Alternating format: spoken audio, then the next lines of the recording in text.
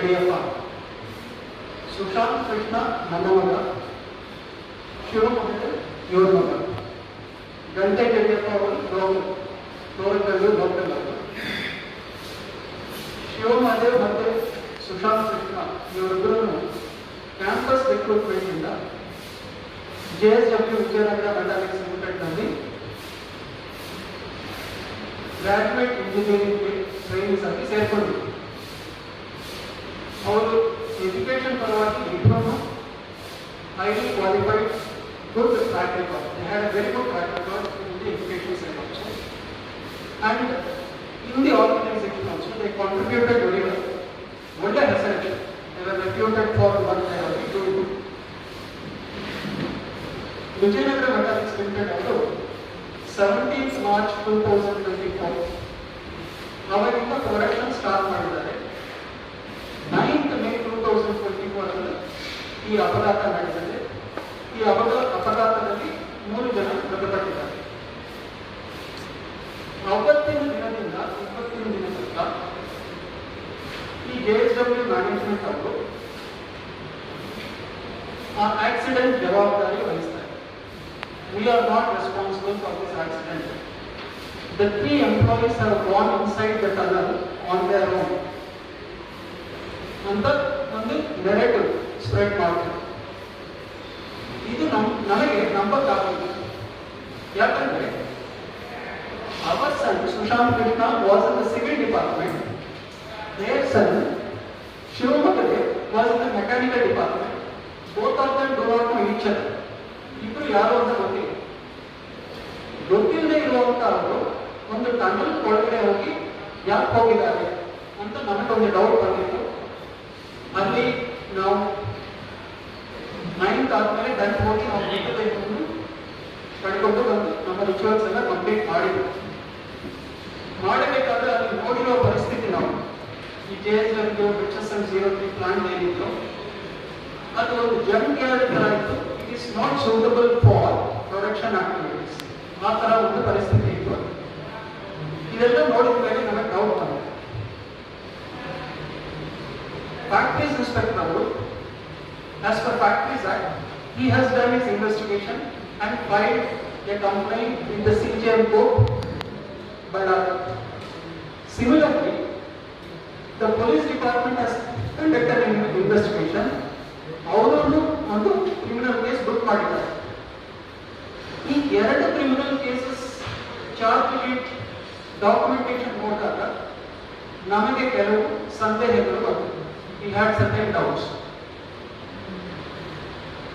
ಇದು ಎರಡೂ ಸೇರಿಕೊಂಡು ನಮ್ಮ ಮಕ್ಕಳ ಮೇಲೆ ಹಾಕಿರುವಂತಹ ಒಂದು ಪ್ಲೇನ್ ಮತ್ತೆ ಈ ಡಾಕ್ಯುಮೆಂಟ್ಸ್ ಅಲ್ಲಿ ನೋಡಿರುವಂತಹ ಕೆಲವು ಇನ್ಫಾರ್ಮೇಶನ್ ನೋಡಿದಾಗ ನಮಗೆ ತುಂಬಾ ಸಂದೇಹ ಬಂತು. We started our own investigation.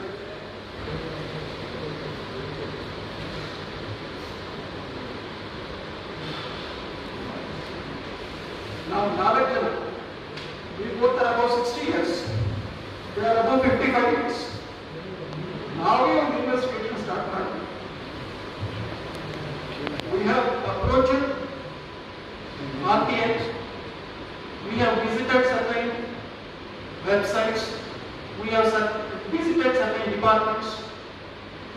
Now, all ಸೇಕರಣೆ ಮಾಡಿ ಡಾಕ್ಯುಮೆಂಟ್ಸ್ ಎಲ್ಲ ಸೇಕರಣೆ ಮಾಡಿ ಅವಾಗ the real fact has come to light.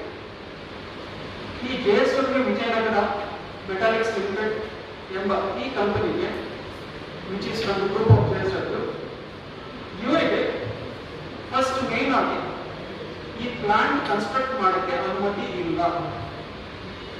2022 ಜನವರಿಯಿಂದ 1st August 2024 ತನಕ ಇವರು ಕನ್ಸ್ಟ್ರಕ್ಷನ್ ಮಾಡ್ತಿದ್ರು ವಿತೌಟ್ ಎನಿ ಪರ್ಮಿಷನ್.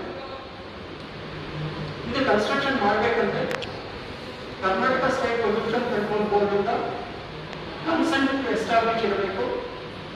ಹಾಗೆ ಫ್ಯಾಕ್ಟರೀಸ್ ಡಿಪಾರ್ಟ್ಮೆಂಟ್ ಇಂದ ಸೈಟ್ ಪ್ಲಾನ್ ಅಪ್ರೂವಲ್ ಇರಬೇಕು.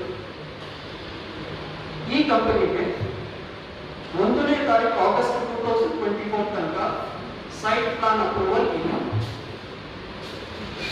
ಹಾಗೆ ಇವರು 17th March 2024 ಪ್ರೊಡಕ್ಷನ್ ಸ್ಟಾರ್ಟ್ ಮಾಡಿದ್ದಾರೆ. ಪ್ರೊಡಕ್ಷನ್ ಸ್ಟಾರ್ಟ್ ಮಾಡಬೇಕಂದ್ರೆ Karnataka state pollution control board ಇಂದ ಕನ್ಸೆಂಟ್ ಟು ಆಪರೇಟ್ ಅಂತ ಒಂದು ಕನ್ಸೆಂಟ್ ಅಪ್ರೂವಲ್ ಆಥರೈಸೇಷನ್ ಇರಬೇಕು. ಇವರ ಹತ್ರ ಅದೊಂದು ಇರಲಿಲ್ಲ. ಕನ್ಸ್ಟ್ರಕ್ಷನ್ ಮಾಡೋಕ್ಕೂ ಪರ್ಮಿಷನ್ ಇಲ್ಲ, ಪ್ರೊಡಕ್ಷನ್ ಮಾಡೋಕ್ಕೂ ಲೈಸೆನ್ಸ್ ಇಲ್ಲ.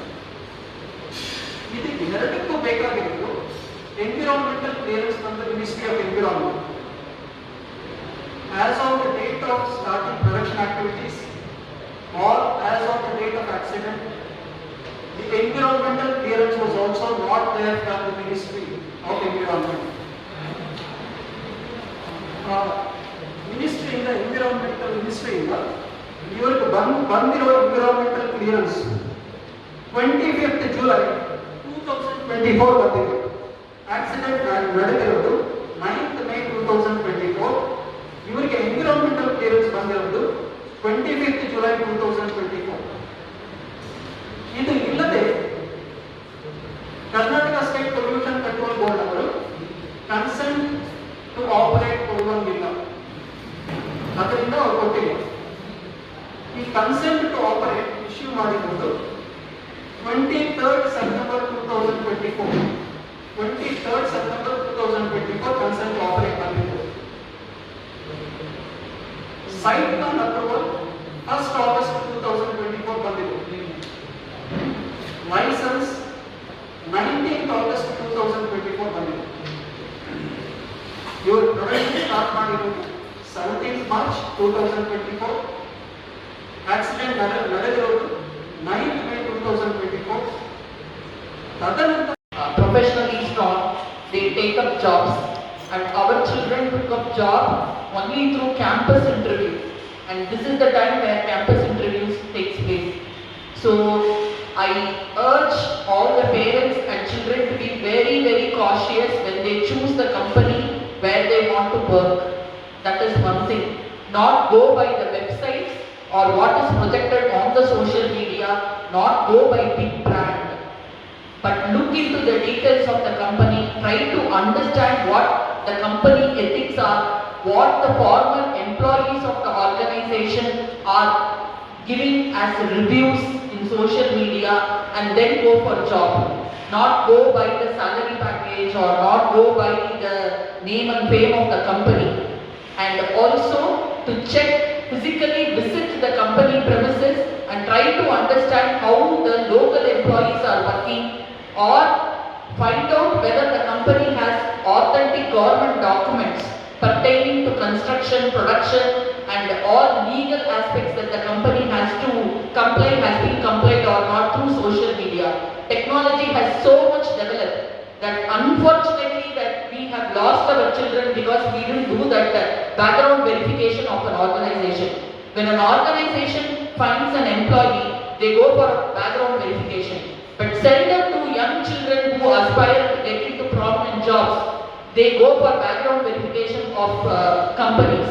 Now a time has come where youngsters who are aspiring to become professionals, they should look and check the background of the organization where they are working. And we don't want any other parent to suffer like how we are suffering now. That is the main intent. So we request all of you to send this message to the rest of the people. That is why we thought we will call for the meeting. Thank you. ಈ ಕಲಸಿದ್ದನ್ನು ಕೇಳಿದ್ವಿ, ಹೊಟ್ಟೆ ಉರಿತು. ಎಷ್ಟು ಚಿಕ್ಕ ಚಿಕ್ಕ ಮಕ್ಕಳು 20ರಿಂದ 25 ವರ್ಷದ ಒಳಗಡೆ ಇರುವ ಮಕ್ಕಳು ಯಾರಾದ್ರೂ ಹೀಗೆ ಏನಾದ್ರು ಆದ್ರೆ ಏನು ಕೇಸ್ ಆಗಲ್ಲ, ನಮ್ದೇ ಫಸ್ಟ್ ಕೇಸ್ ಆದ್ರೆ ನೀವು ಅರ್ಥ ಮಾಡ್ಕೊಂಡಿದ್ವಿ. ಅದಕ್ಕೋಸ್ಕರ ನಾವು ಪರಿಹಾರ ಬೇಕಾಗಿಲ್ಲ ನಮಗೆ. ಇನ್ನೊಂದ್ಸತಿ ಈ ತರ ಈ ತಾಯಿ 10 ತರ ನಾವು 10 ತರ ಯಾವ ತಾಯಿ ತಂದೆ ಅಡಬಾರ್ದು. ಎಷ್ಟು ಚೆನ್ನಾಗಿ ಓದಿಸಿ ಒಂದು ಒಳ್ಳೆಯ ಭಾರತೀಯ ನಮ್ಗೆ ಒಂದು ಯುವಕರು ಬೇಕು ಅನ್ನೋ ಉದ್ದೇಶದಿಂದ ನಾವು ಅವರನ್ನು ಚಿಕ್ಕ ಮಕ್ಕಳಿಂದಾಗ ಒಂದು ಒಳ್ಳೆಯ ಸಂಸ್ಕಾರ ಕೊಟ್ಟು ಬೆಳೆಸಿ, ಇವರು ಈ ತರ ಮಾಡಿದಾಗ ದುಡ್ಡು ಇವರು ಎಷ್ಟು ಟೋಲನೆ ಮಾಡಿದ್ರು ಮಾಡ್ಲಿಕ್ಕಾಗಲ್ಲ. ನಮ್ಮ ಮಕ್ಕಳು BE engineer, double engineer, gold. Police ಅವರು ಇನ್ವೆಸ್ಟಿಗೇಷನ್ ಮಾಡಿ, ಫ್ಯಾಕ್ಟರೀಸ್ ಇನ್ಸ್ಪೆಕ್ಟರ್ ಅವರು ಇನ್ವೆಸ್ಟಿಗೇಷನ್ ಮಾಡಿ ಕೇಸ್ ಮಾಡಲಿಕ್ಕೆ 6 months ಆಯಿತು. One was done in December, the other one was hurriedly done in August ಒಳಗಡೆ. ಅದು ಎಲ್ಲ ಡಾಕ್ಯುಮೆಂಟ್ಸ್ ಬಂದ ಮೇಲೆ ನಾವು ಇದೆಲ್ಲ ನಮ್ಮದೇ we started investigating all these things and we had to collect all this information. ಅದು ಪಾಯಿಂಟ್ ನಂಬರ್ 1. ಅದರಿಂದ ಸ್ವಲ್ಪ ಲೇಟ್ ಆಯಿತು. ಎರಡನೇದು, ನಾಳೆಗೆ 2 ವರ್ಷ ಆಗುತ್ತೆ. 9th May 2024 ನಡೆಯಿತು. ನಾಳೆ 9th May 2026 2 ವರ್ಷ. ನಾರ್ಮಲ್ ಆಗಿ ಈ ವಿಷಯನ ಸ್ಥಳೀಯ ಯಾರು ಶಾಸಕರು ಅವ್ರ ಗಮನಕ್ಕೆ ತರಬಹುದಾಯ್ತು. ಆ ಟೈಮಲ್ಲಿ ಅದೇ ಹೇಳ್ತಾ ಇದ್ದೀನಿ sir, we have submitted 5 complaints to various departments including the district collector. We have gone to we have even gone and Labor Minister. First thing we did was we went to the Labor Minister and spoke to him. And Labor Minister incidentally is from that area from the neighborhood. Labour minister ಮಾತ್ರ ಏನು ಹೇಳಿದ್ರು? ಅವರು ಹೇಳ್ತಾರಲ್ಲ, ಬಲಗೈಯಲ್ಲಿ complaint ತಗೊಂಡು ಎಡಗೈಯಲ್ಲಿ ಬೇರೆ ಅವ್ರು ಕೊಟ್ಟಿದ್ದಾರೆ ಅಷ್ಟೇ. ಅದ್ರ ಬಗ್ಗೆ ಏನು ಸರ್ ನೀವು ಕೇಳ್ತೀರ, ಅದರಿಂದ ನಾನು ಹೇಳ್ತಾ ಇದ್ದೀನಿ. Gante Jadiyappa is from Torangallu village, Sandur district, Sandur taluk Torangallu village. ನೀವು ಯಾವ ಮಿನಿಸ್ಟರ್ ಬಗ್ಗೆ ಕೇಳ್ತಿದ್ರಲ್ಲ, ಅವರು ಅದೇ ಕಾನ್ಸ್ಟಿಟ್ಯೂನ್ಸಿಯಿಂದ MLA. ಒಂದು ಮಾತಾಡ್ತಾರ ಅವ್ರ ಫ್ಯಾಮಿಲಿ ಜೊತೆಗೆ? ನನ್ನ ಹೆಸರು ಹೇಳಲ್ಲ ಸರ್, ನನ್ನ ಹೆಸರು ಹೇಳಲ್ಲ.